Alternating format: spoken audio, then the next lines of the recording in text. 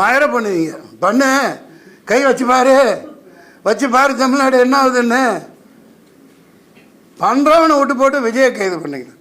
போங்கப்பா, பொழப்பு கட்டணும். சுரக்காய்க்கு உப்பு இல்லைன்ட்டு தூக்கம் இல்லை. எப்படி தூங்க முடியும்ப்பா?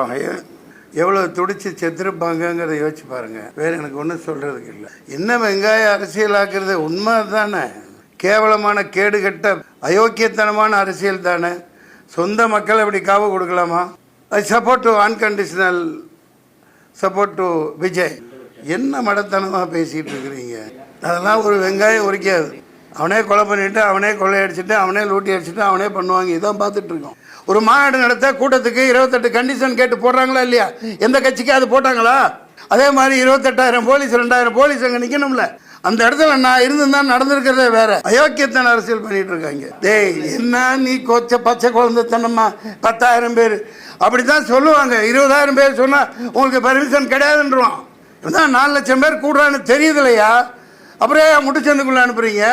பயங்கரமான ரவுடிகளை எத்தனை கத்தி குத்து பண்ணான்னு தெரியல. இப்போ பயங்கரமான ரவுடி ராஜ்யம். ஏன் எவனை உள்ளத்தன ஷேம் ஆன் திஸ் பாலிட்டிக்ஸ். சம்மந்தம் இல்லாமல் கேள்வி கேட்குறீங்களே. சொந்த மக்களை பக்கத்து தெருவில் வாழ்றவன அந்த ஊர்க்காரனை கொன்னுட்டு வேஷம் போட்டு தெரியுறியே, வெக்கமா இல்லை உங்களுக்கு? குழந்தைத்தனமாக கேட்டுட்டு இருக்கீங்க. தண்ணி விடுப்பா. செருப்பு வீசுறான், கல் வீசுறான், கெட்ட வார்த்தையில் திட்டுறான்.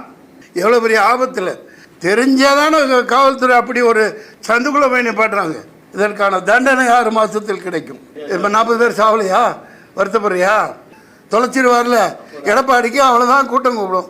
இவருக்கு 4 லட்சம் பேர் வருவாங்கன்னு இந்த எருமைங்களுக்கு தெரியாது. நீ ஏதோ எழுதி வச்சு போட்டு பிஜேபி அனுப்பிச்சிட்டு போல. ரத்தம் கொதிக்குது. தூக்கம் இல்லையா? மூஞ்சி பாருங்களேன்.